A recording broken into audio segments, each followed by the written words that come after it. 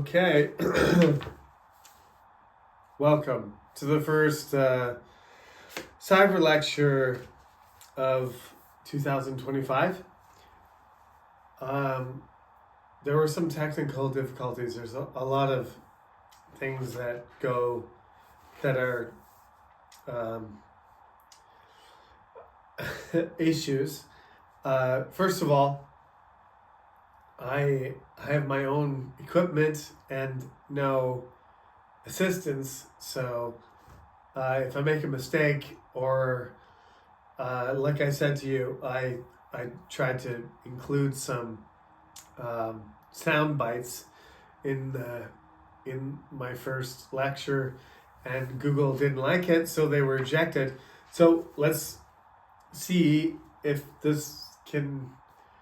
we can make it through this, just so we can get to the first quiz. It's always sort of technology is evolving really quickly. That's going to be one of the themes of our class is evolution. We'll talk about what the difference between revolution and evolution is, but evolution normally is a very slow process, but recently extremely fast. So from year to year, the technology that we use to deliver lectures like this changes very quickly, and understanding or training costs a lot of money, and it's difficult to keep up about what we're doing. So what I want to talk to you today about is some of the aspects in the textbook. As I told you, the textbook is the Holy Grail, and we'll talk about the Holy Grail probably in 2 weeks. It is not necessarily the Bible of the book of the class, but it is.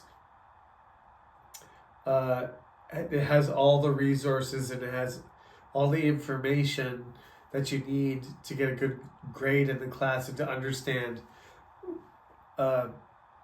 It's not so much about getting a good grade. It's just, to me, it's important that you understand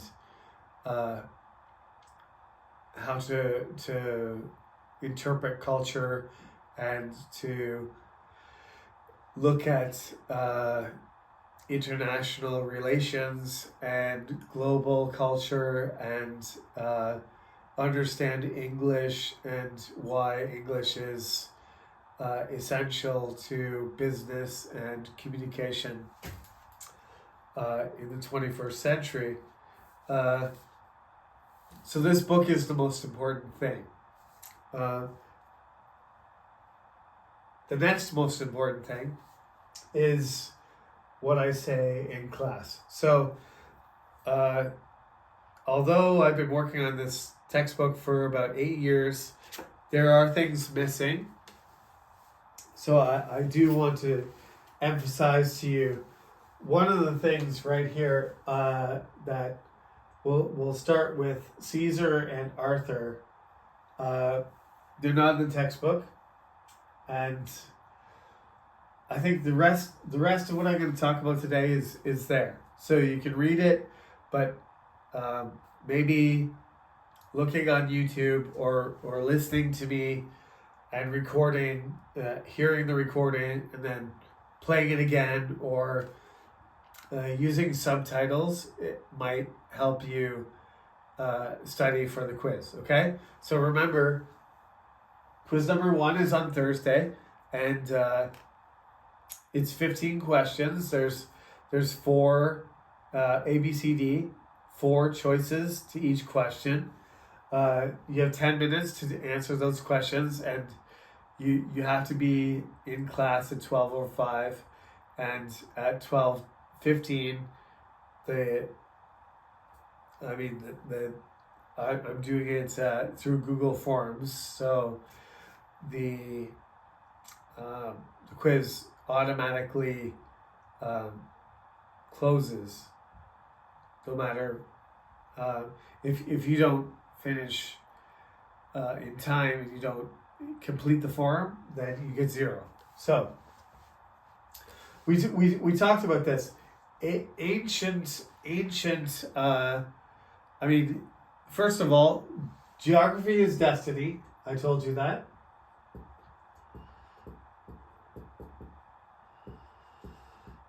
It's gonna be true in the American section as well. America is fortunate to have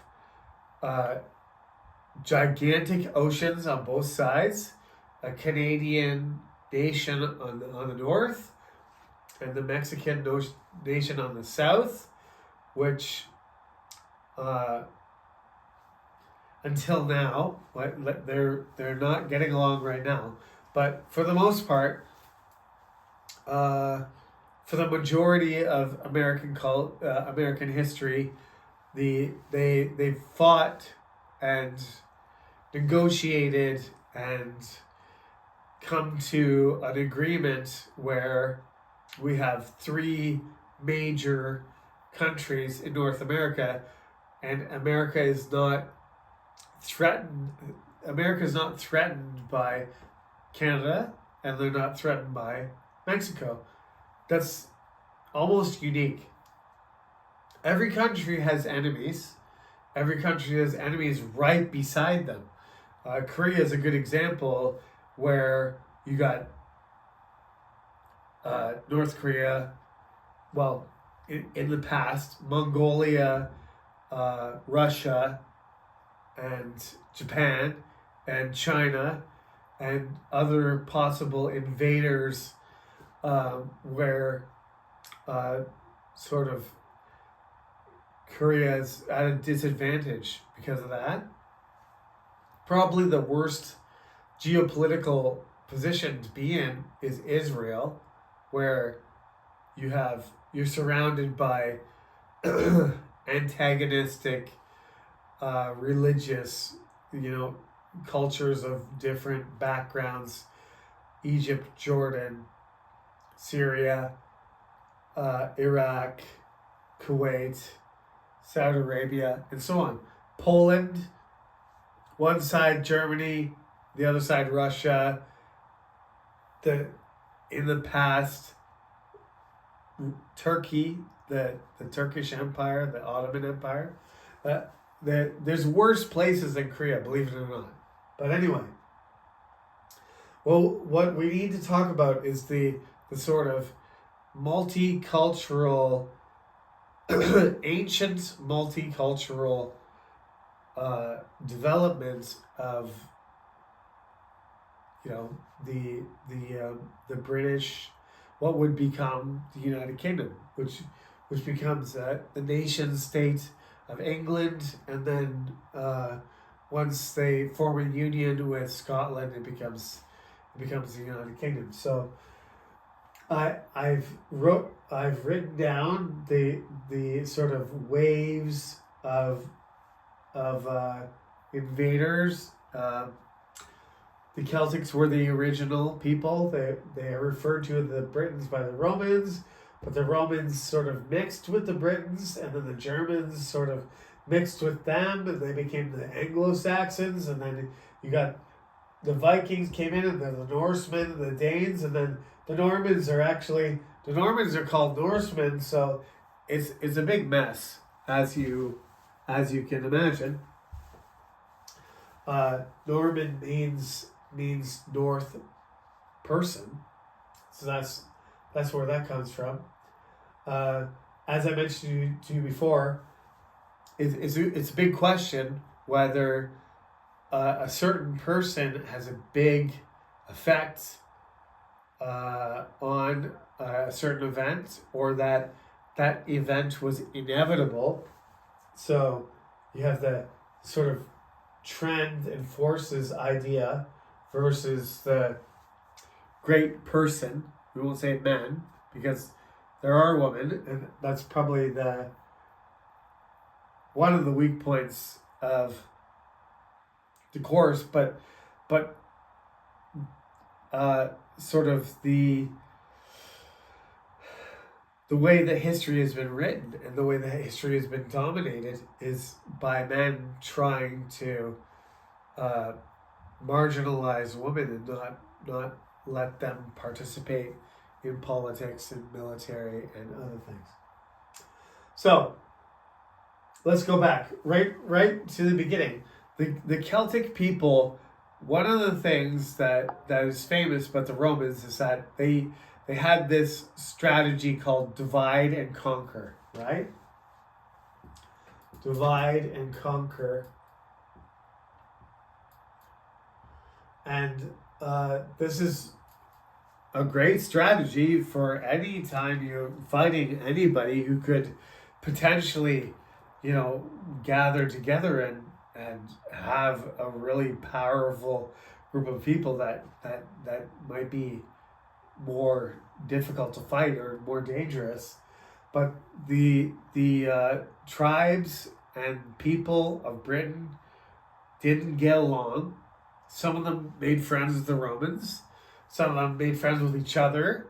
Some of them fought the Romans together. Some of them fought the Romans by themselves. And that sort of didn't work.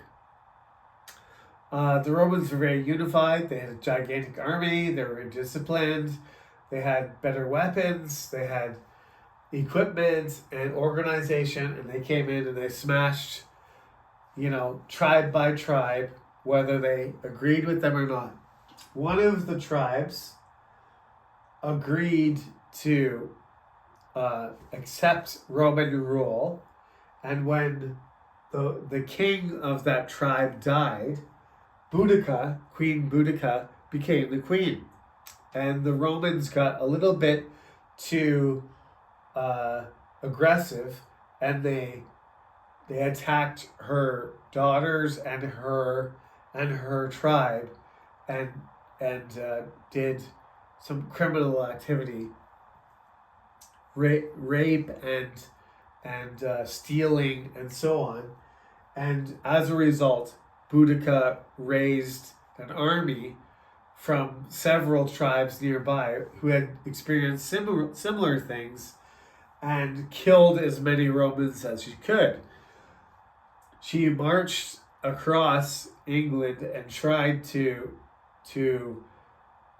kill and expel the Romans, but the Roman legion in London was prepared to fight her. So she's what you call a martyr. She's a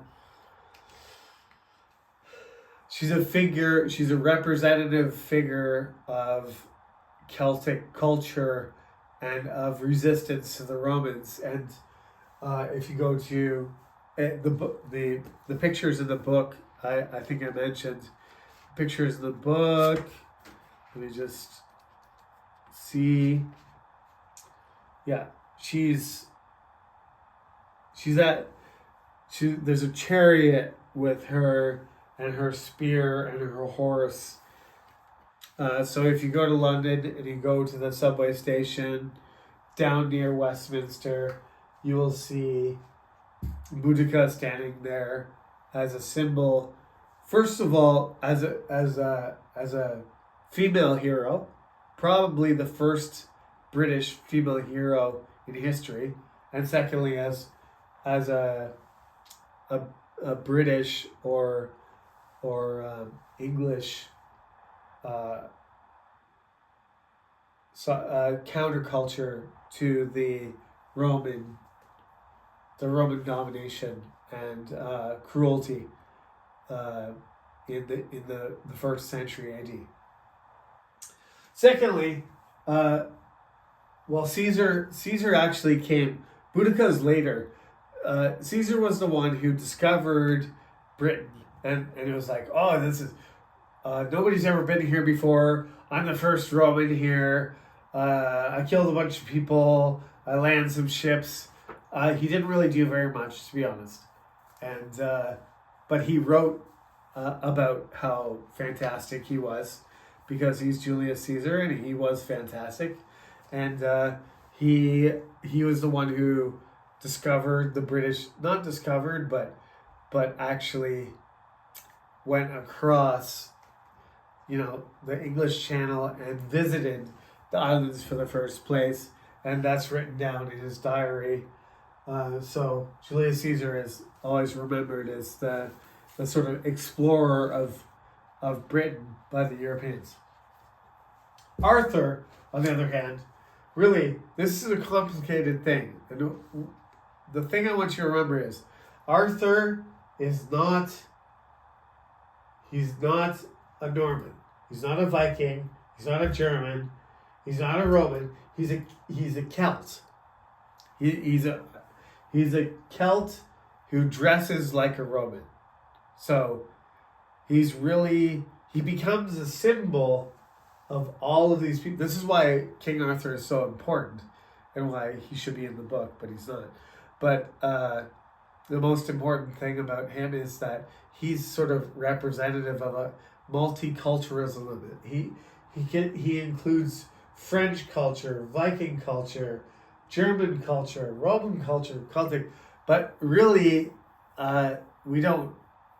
there's no evidence that he's actually a real person. So he was sort of a creation of a later sort of romantic idea that when the Germans started invading and destroying the Anglo-Saxon kingdoms, that he was the hero who fought against them.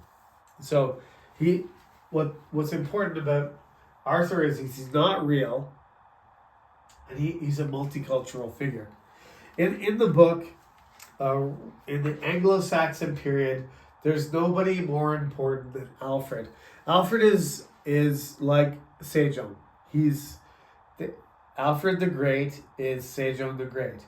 He's militarily, administratively,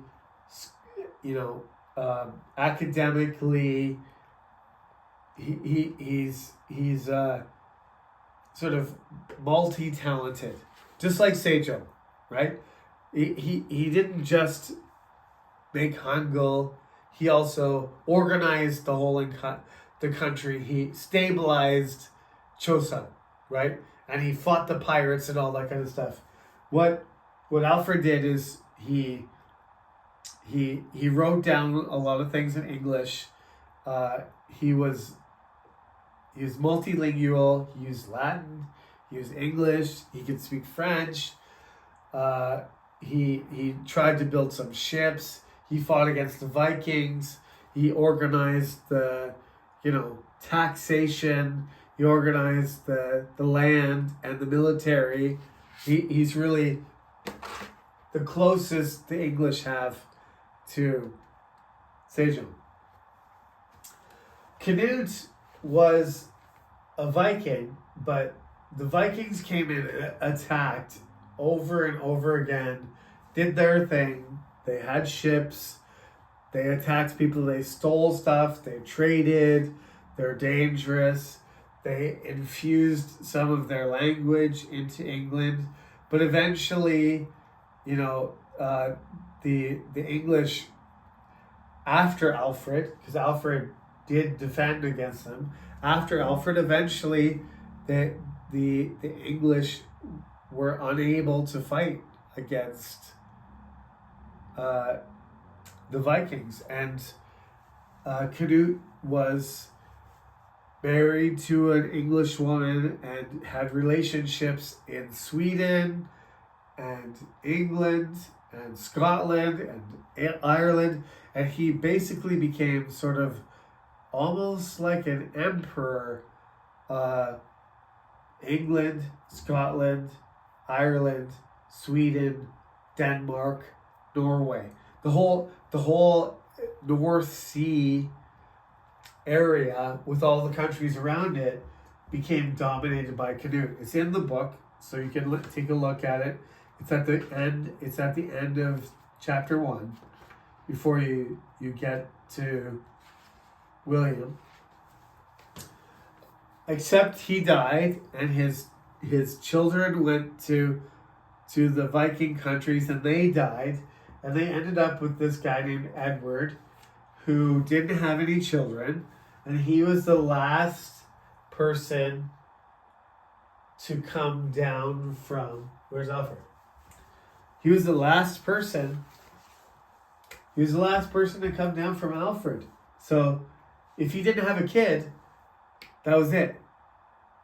No direct line of succession, which for kings and queens and kingdoms, that's a big problem. So he died, and there were 3 choices: William the Conqueror, or Harold, who was not an Anglo-Saxon king, but his father was very, very powerful, and his brother, who liked the Vikings, and his brother was Hardrada. So, as I told you, they had a big. Harold defeated his brother, Tostig. His name was Tostig. Don't worry, this is not on the exam or the test. Harold's not even on the test. What happens is William becomes the king. And that's what you have to know for the quiz. Is that, well, William had a great aunt who was related to the English, but he spoke no English. So what happened, the most significant thing that happened was his army took over England, and then all of the wealthy, important people spoke French. And all of the English people didn't like William, so they fought each other for a while. And that made William angry, so he killed them. And for the next 200 years, the educated, wealthy, upper class nobles of England spoke French. And that's the Norman conquest. That's the most significant thing that William did, is make England connected to France, because William is the Duke of Normandy. So his lands and his people in northern France are speaking French, and he's going there. In fact, he spent most of his life in Normandy trying to keep people from doing stupid things, and coming back to England and saying, stop making trouble because I have trouble in France. So what we're going to end up with is a language that is a mixture of Latin, not so much Gaelic, but Latin, Germanic, a little bit of Viking, and a lot of French, and then some Greek, because Greek was a language of science, as in the end. Okay, so I think that's enough. I think if you read the chapters and you listen to what I said today, I think you're ready for the class. I'll keep producing these videos as fast as I can to clarify any things, any questions you have. But that's probably all you need to know. You need to know about these people. You don't need to know about this, and you need to understand the end of chapter. You need to know the end of the introduction, and you should be fine. Okay? So thank you for listening. See you on Thursday.